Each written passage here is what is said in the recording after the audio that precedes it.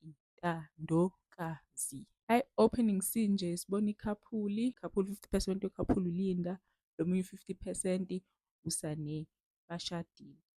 Mfethu, uLinda mengimbuka yazi ungikhumbuza angazi noma uyafana kodwa unayo inswebu yakhe.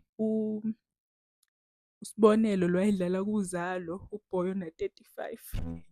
Awakhe ihleze imbiza ngo-boy, boy ona-35. Ikhaphuli-ke mfethu iyaxabana nje, iyaxabana kwaba ngukuthi uLinda uthi uSane uyamshiya yena ngoba akamzaleli iy'ngane. Useze wabiza ngisho i-family meeting ukuthi nje akamzaleli iy'ngane yena uyahamba uyamshiya. Hhayi bo Sibonelo, hhayi bo.